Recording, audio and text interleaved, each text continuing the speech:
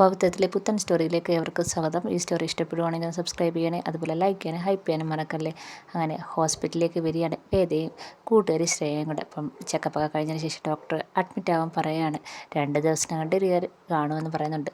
അങ്ങനെ ഫീമെയിൽ വാർഡൊക്കെ നോക്കുന്നുണ്ട്. അപ്പം വാർഡിൽ ഒഴിവില്ല എന്ന് ഡോക്ടർ പറയുന്നുണ്ട്. അതിനുശേഷം വേറെ റൂം എടുക്കുന്നുണ്ട്. ആ റൂമിൽ തന്നെ 2 പേഷ്യൻ്റ് ഉണ്ടെന്ന് ഡോക്ടർ പറയുന്നുണ്ട്. അങ്ങനെ ഡോക്ടറാണെങ്കിൽ നേഴ്സിനെ വിളിച്ചിട്ട് പറയുന്നുണ്ട് ഈ പേഷ്യൻറ്റിന് റൂം കാണിച്ചു കൊടുക്കാനൊക്കെ പറയുന്നുണ്ട്.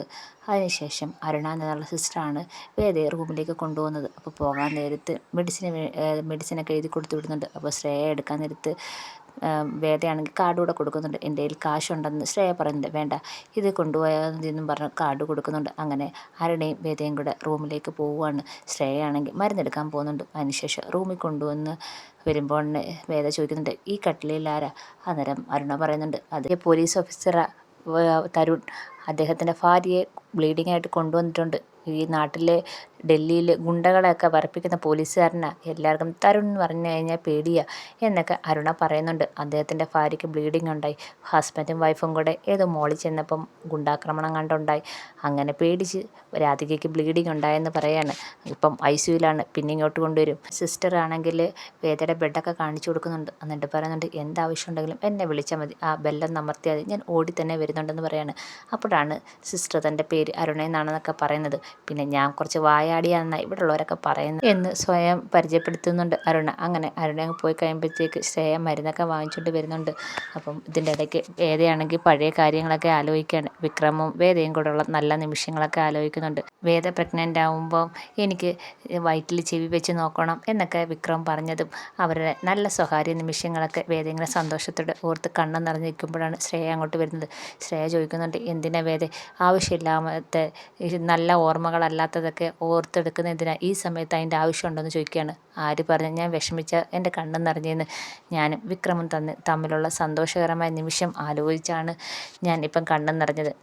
ശ്രേയക്കറിയാമോ, ഞാനും വിക്രമും ജീവിതം തുടങ്ങിയപ്പോൾ ഞങ്ങൾ തമ്മിൽ നല്ല അടിയായിരുന്നു. പിന്നെ അടി കഴിഞ്ഞ് പിന്നെ ഒരു സൗഹൃദമായി. പിന്നെ ഞങ്ങൾ പ്രണയത്തിലെത്തി. അങ്ങനെ ആയിരുന്നു ഞങ്ങളുടെ ജീവിതം. ഓർക്കാൻ ഒരുപാടുണ്ട്. ചിത്രം സിനിമയെ പോലാണ്, മോഹൻലാലിൻ്റെ അതിനകത്തെ ക്യാരക്ടറിനെ പോലൊക്കെയാണെന്ന് വേദ പറയാണ്. അത്ര നല്ല ഓർമ്മകളുള്ള ജീവിതമായിരുന്നു ഞങ്ങൾ. ഒരു വർഷമേ ഞങ്ങൾ ഒരുമിച്ച് ജീവിച്ചിട്ടുണ്ടെങ്കിലും ഒത്തിരി ഓർമ്മകളുണ്ടെന്നൊക്കെ പറഞ്ഞ് കണ്ണ് നിറയാണ്. എന്നിട്ട് വേദ പറയാണ് കണ്ടോ, വിക്രത്തിൻ്റെ കാര്യം പറയുമ്പം തന്നെ എൻ്റെ കണ്ണ് നിറയുന്നത്. അത്രയും സന്തോഷമായ ജീവിതമായിരുന്നു എൻ്റെ വിക്രത്തിൻ്റെ എന്നൊക്കെ പറയുന്നുണ്ട്.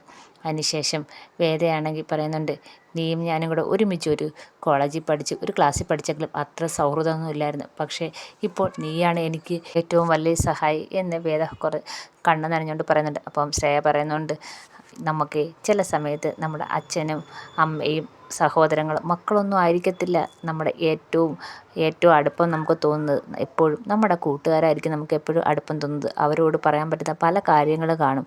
അത് മറ്റാരോടും പറയാൻ പറ്റത്തില്ല. നമുക്ക് അമൂല്യമായി കിട്ടുന്ന ഒന്നാണ് ഫ്രണ്ട്ഷിപ്പ്. ഞാൻ അങ്ങനെ മാത്രമേ കരുതുന്നുള്ളൂ. നമ്മളെക്കൊണ്ട് ഒരാൾക്ക് സഹായം ചെയ്യാൻ പറ്റുമെങ്കിൽ അതാണ് ഏറ്റവും നല്ലതെന്നൊക്കെ പറയുന്നുണ്ട്. ഇതൊക്കെ കേൾക്കുമ്പോൾ വേദയ്ക്ക് ഭയങ്കര സന്തോഷമാവുന്നുണ്ട്. അങ്ങനെ വേദ അവിടെ ബുക്കൊക്കെ വായിച്ചുകൊണ്ടിരിക്കുമ്പോഴാണ് അപ്പോഴത്തെ കട്ടിലിലേക്ക് ഒരു പ്രായമായ സ്ത്രീ വന്ന് അവിടെ ഇരുന്ന് കരയുന്നത് കാണുന്നത്. അപ്പോൾ വേദ കർട്ടൻ മാറ്റി നോക്കുമ്പം വേദയെ കാണുന്നുണ്ട് ആ സ്ത്രീ. അങ്ങനെ അവർ എണീച്ച് വേദ എടുത്തോട്ട് വരുന്നുണ്ട്. എന്താ മോൾ ഒറ്റയ്ക്കേ ഉള്ളൂ എന്ന് ചോദിക്കുകയാണ്. ഞാൻ ഒറ്റയ്ക്കേ ഉള്ളൂ, ഹസ്ബൻഡ് പുറത്താണോ എന്നൊക്കെ ചോദിക്കുന്നുണ്ട്. അതേന്ന് പറയുകയാണ്. സിസ്റ്റർ പറയുന്നുണ്ട് ബ്ലീഡിങ് ആയിട്ടാണ് കൊണ്ടുവന്നതെന്ന്.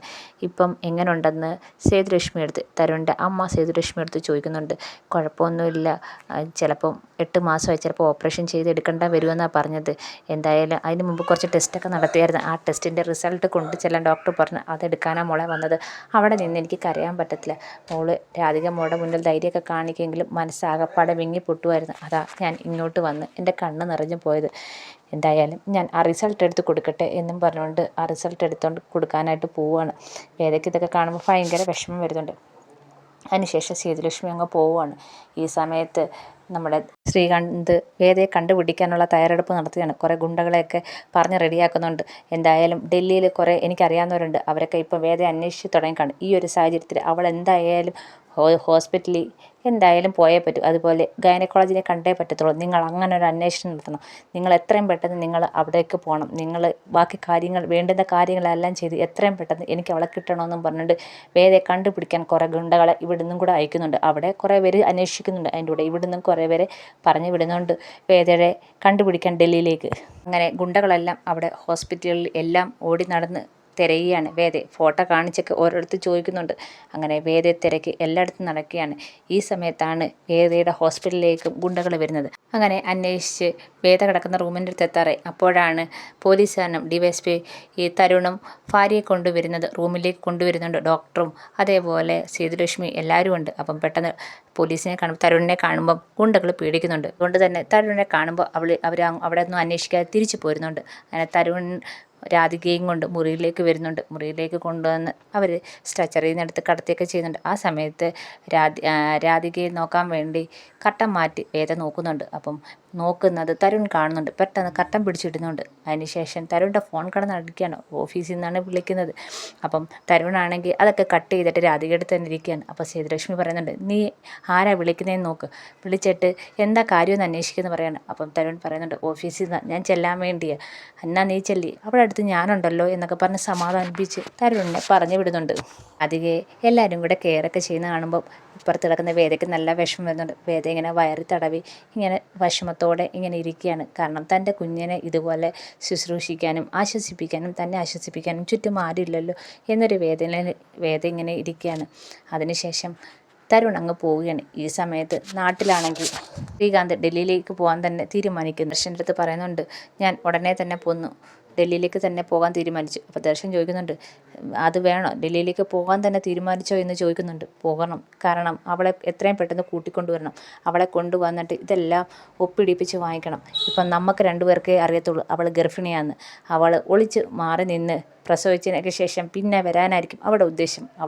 അവൾ വരുമ്പോഴത്തേക്കും അവളുടെ ഭർത്താവ് വിക്രമും ജയിലിൽ നിന്ന് ഇറങ്ങും. അങ്ങനെയൊക്കെ ആയിരിക്കും അവളുടെ ഉദ്ദേശം. അത് ഞാൻ സമ്മതിക്കത്തില്ല.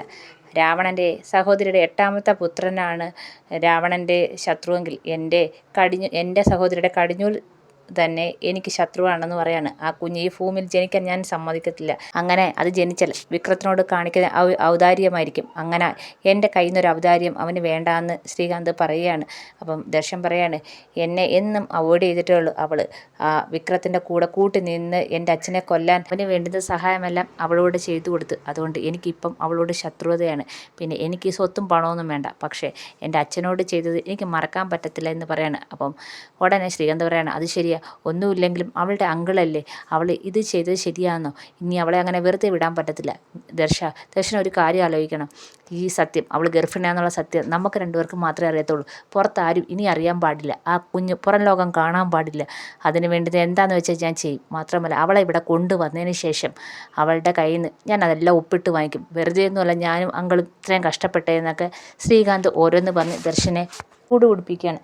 ഈ സമയത്ത് ശങ്കരനാരായണൻ കോടതിയിലേക്ക് വരികയാണ്. അന്ന് വിക്രത്തിൻ്റെ കേസ് വിളിക്കുന്ന ദിവസമാണ്. അപ്പം അങ്ങനെ ഭയങ്കര വിഷമത്തോടെ വരികയാണ്. പഴയ വേദയുടെ കാര്യങ്ങളൊക്കെ ആലോചിക്കുകയാണ്. അന്ന് വിക്രവും വേദയും കൂടെ ആ വീട്ടിൽ നിന്ന് ഇറങ്ങിപ്പോയ കാര്യങ്ങളൊക്കെ ഇങ്ങനെ ആലോചിച്ചുകൊണ്ടിരിക്കുകയാണ്. ശങ്കരനാരായണൻ കോടതി മുറ്റത്ത് വരുമ്പം അവിടെ ദർശനും അതേപോലെ തന്നെ ശ്രീകാന്തും നിൽപ്പുണ്ട്. അപ്പം ഇവരെ കാണുമ്പോൾ തന്നെ ശ്രീകാന്ത് അങ്ങോട്ട് ചെല്ലുകയാണ്. ശ്രീകാന്ത് അങ്ങോട്ട് ചെന്നിട്ട് പറയുകയാണ്, ഓ, മരുമോൻ്റെ കേസ് വാദിക്കാനായിരിക്കും വന്നത്, ഞാനും നിങ്ങളുടെ ചോര തന്നെയാണെന്ന് പറയാണ്. അപ്പം ശങ്കരൻ പറയാണ്, അതിൻ്റെ മാഹാത്മ്യം നീ കാണിക്കുന്നില്ല എന്ന് പറയുന്നുണ്ട്. ആ കൊലപ്പുള്ളി വിക്രത്തെ രക്ഷിക്കാൻ നടക്കും അച്ഛൻ എന്ന് ശ്രീകാന്ത് പറയുന്നുണ്ട്.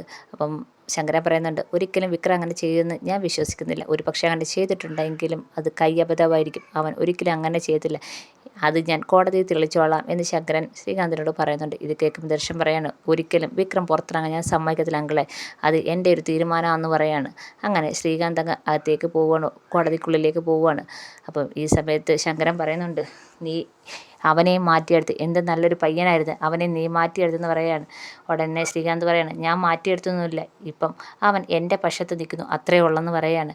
പിന്നെ നിങ്ങളുടെ മോള് എവിടെയോ ഒളിച്ചിരിക്കുകയാണ്, അവളെ ഞാൻ ഇവിടെ നാട്ടിൽ കൊണ്ടുവരും, പുറത്ത് കൊണ്ടുവരും. ഇവിടുത്തെ കോടതിയിലെ കാര്യം വിക്രത്തിൻ്റെ കാര്യമൊക്കെ ദർശൻ നോക്കിക്കോളും, അവിടെ കാര്യം ഞാനും നോക്കിക്കോളാം എന്ന് പറയുകയാണ്. ഇത് കേൾക്കുമ്പോൾ ശങ്കരൻ പറയാണ്, അവളെ മാറി നിൽക്കുന്നെങ്കിൽ എന്തോ ഒരു വലിയ പണിയായിട്ട്, നിനക്കുള്ള പണിയുമായിട്ട് അവൾ എത്തുമെന്ന് പറയാണ്. ഇത് കേൾക്കുമ്പോൾ ശ്രീകാന്ത് പറയാണ്, അതെനിക്കറിയാം, അവൾ എന്തൊക്കെയോ സർപ്രൈസ് ഒരുക്കുകൊണ്ട് സർപ്രൈസുമായിട്ട് മുന്നിൽ വന്ന് നിൽക്കാമെന്ന് അവിടെ വിചാരം. പക്ഷേ ഞാൻ സമ്മതിക്കത്തില്ല. ആ സർപ്രൈസുമായിട്ട് അവൾ എൻ്റെ മുന്നിൽ വരുന്നുണ്ട്, ഞാൻ അവളുടെ മുന്നിലെത്തും, അവളുടെ സർപ്രൈസ് ഞാൻ പൊളിക്കും എന്ന് പറയാണ്. ഒരു വട്ടോടെ ഞാൻ പണിക്കര തറവാട്ടിലേക്ക് വരും. അന്ന് വരുമ്പോഴത്തേക്കും വരുമ്പോഴത്തേക്ക് ഒന്നി നിങ്ങളുടെ മോൾ എൻ്റെ കൂടെ കാണും, അല്ലെങ്കിൽ ഐസ് കട്ടയെ മരവിച്ചെങ്കിലും ഞാൻ കൊണ്ടുവന്ന് തരും എന്ന് പറഞ്ഞുകൊണ്ട് ശ്രീകാന്ത് പോവാണ്. ഇത് കേൾക്കുമ്പോൾ ശങ്കറിന് ഭയങ്കര വിഷമത്തോടെ ഇങ്ങനെ നിൽക്കുകയാണ്.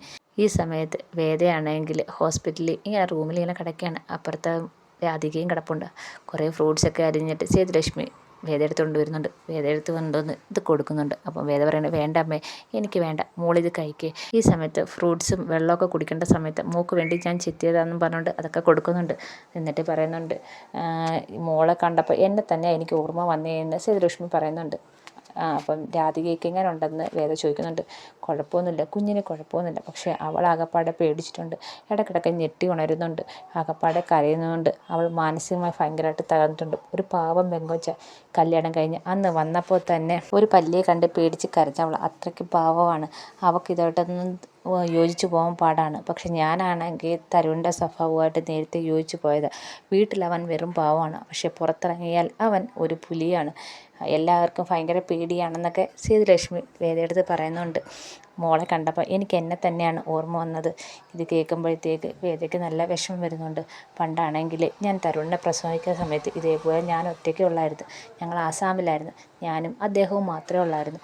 അപ്പം എന്നെ ഹോസ്പിറ്റലിലാക്കിയിട്ട് ഡെലിവറിക്ക് ഹോസ്പിറ്റലാക്കിയതിന് ശേഷം എന്തോ ഓപ്പറേഷന് വേണ്ടി പോയതാണ്. തരുണിനെ പ്രസവിക്കുന്ന സമയമായിട്ട് വന്നില്ല. ഞാൻ തിരക്കിയപ്പോൾ ഉടനെ എത്തുമെന്ന് എല്ലാവരും പറഞ്ഞത്. പക്ഷേ അപ്പുറത്ത് ആ ഹോസ്പിറ്റലിൽ തന്നെ മോർച്ചറിയിൽ അദ്ദേഹം ഉണ്ടായിരുന്നു. മരിക്കുന്നതിന് മുമ്പ് പറഞ്ഞേൽപ്പിച്ചിട്ടാണ് പോയത്, എന്നെ അറിയിക്കൽ പ്രസവം കഴിഞ്ഞിട്ട് ഒരാഴ്ചയ്ക്ക് ശേഷമേ ഞാൻ അറിയാവൂ എന്നൊക്കെ പറഞ്ഞേൽപ്പിച്ചിട്ടാണ് അദ്ദേഹം പോയത്. പ്രസവിച്ച് ഒരാഴ്ചയ്ക്ക് ശേഷമാണ് തരുണിൻ്റെ അച്ഛൻ മരിച്ച കാര്യം ഞാൻ അറിഞ്ഞത്. അപ്പം അടക്കത്തിന് ഞാൻ തന്നെ കൊള്ളി വെക്കണമെന്നും കുഞ്ഞിനെ കൊണ്ട് കൊള്ളി വെപ്പിക്കണമെന്ന് അദ്ദേഹത്തിൻ്റെ ആഗ്രഹമാണ്. അതും പറഞ്ഞു വെച്ചിട്ടാണ് പോയത്. ഞാൻ തന്നെയാണ് എൻ്റെ കുഞ്ഞിനെ കൊണ്ട് കൊള്ളി വെപ്പിച്ചത്. ആ കുഞ്ഞ് കയ്യിൽ കൊള്ളി വെച്ച് ഞാൻ തന്നെയാണ് ചെയ്യിപ്പിച്ചതെന്നൊക്കെ പറഞ്ഞ് ഭയങ്കര സങ്കടത്തോടെ സേതുലക്ഷ്മി കരയാണ്. എന്നിട്ടും ഞാൻ തളർന്നില്ല. അതേപോലെ തന്നെയാണ് മോളെ കാണുമ്പോൾ എനിക്ക് തോന്നുന്നത്. ഇനിയും പല പ്രശ്നങ്ങളുണ്ടാവും, ജീവിതത്തിൽ പല സങ്കടങ്ങളുണ്ടാവും, അതിലൊന്നും തളരാതെ മുന്നോട്ട് പോകണം എന്നിങ്ങനെ സേതുലക്ഷ്മി വേദയ്ക്ക് ഇങ്ങനെ സങ്കടത്തോടെ കാര്യങ്ങളൊക്കെ പറഞ്ഞുകൊണ്ടിരിക്കുമ്പോൾ അപ്പോഴത്തെ രാധിക അമ്മയെന്നും പറഞ്ഞ് കരയുന്നുണ്ട്. അപ്പോഴത്തേക്ക് സേതുലക്ഷ്മി കയ്യിലിരുന്ന ഫ്രൂട്ട്സൊക്കെ അവിടെ വെച്ചിട്ട് ഓടിച്ചെല്ലുകയാണ്. എന്നിട്ട് രാധികയെ ആശ്വസിപ്പിക്കുന്നുണ്ട്. അപ്പം രാധിക ഉറക്കത്തിൽ പെട്ടെന്ന് പേടിച്ച് കരയുകയാണ് ചെയ്തത്. അപ്പം വേദ ഇത് കാണുന്നുണ്ട്. അങ്ങനെ സേതുലക്ഷ്മി ഓടിച്ചെന്ന് ആശ്വസിപ്പിക്കുകയൊക്കെ ചെയ്യുന്നുണ്ട്. ഈ സമയത്ത് പെട്ടെന്ന് കമലമ്മ മുന്നിൽ വന്ന് നിൽക്കുന്ന പോലെ വേദയ്ക്ക് തോന്നുന്നുണ്ട്. ആ അമ്മ പറഞ്ഞ ശരിയാ, ഇനിയും സങ്കടങ്ങളും ദുഃഖങ്ങളും തുടങ്ങാൻ പോകുന്നതേ ഉള്ളൂ. അത് നീ തരണം ചെയ്യണം. ആ മനോധൈര്യത്തോടെ അതെല്ലാം തരണം ചെയ്യണമെന്ന് വേദയെടുത്ത് കമലമ്മ വന്ന് പറയുന്ന പോലെ വേദയ്ക്ക് തോന്നുന്നുണ്ട്. അങ്ങനെ വേദയ്ക്ക് താങ്ങും തണലുമായി സേതുലക്ഷ്മി വരികയാണ് വേദയുടെ ജീവിതത്തിലേക്ക്.